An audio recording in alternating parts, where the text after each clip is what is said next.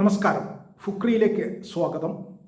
ലോകകപ്പിൽ Canada Bosnia Herzegovina മത്സരം സമനിലയിൽ അവസാനിച്ചു. ഇരു ടീമുകളും ഓരോ ഗോൾ വീതമാണ് അടിച്ചത്. കളിയിൽ 21ാമത്തെ മിനിറ്റിൽ ബോസ്നിയയാണ് മുന്നിലെത്തിയത്.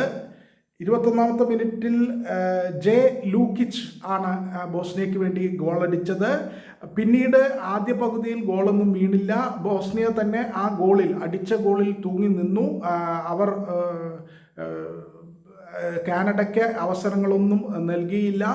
തുടർന്ന് രണ്ടാം പകുതിയിൽ 78 മിനിറ്റ് വരെ ബോസ്നിയ അതിൻ്റെ ലീഡിൽ തുടർന്നു. എന്നാൽ 78ാമത്തെ മിനിറ്റിൽ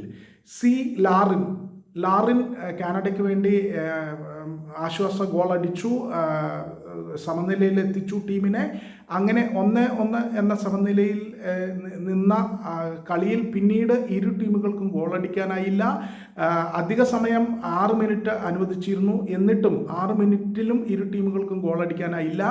ഏതാണ്ട് തുല്യ നിലയിൽ കളിച്ച കളിയിൽ ആദ്യഘട്ടത്തിൽ ബോസ്നിയയ്ക്കായിരുന്നു മേധാവിത്വമെങ്കിലും ഗോൾ വീണതിന് ശേഷം കാനഡ തീർച്ചയായിട്ടും ശക്തമായ തിരിച്ചുവരവിന് ശ്രമങ്ങൾ നടത്തി.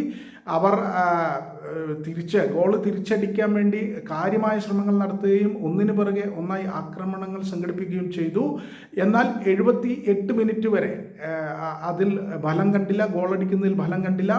എന്നാൽ 78ാമത്തെ മിനിറ്റിൽ ലാറിൻ അതിഗംഭീരമായ പ്രോമിസ് ഡേവിഡിൻ്റെ പാസിൽ നിന്ന് ലാറിൻ ഗോളടിച്ചു. അങ്ങനെ കാനഡ ബോസ്നിയയ്ക്കൊപ്പം എത്തി. മത്സരത്തിൽ ഇരു ടീമുകളും ഓരോ പോയിന്റ് വീതം പങ്കിട്ടു.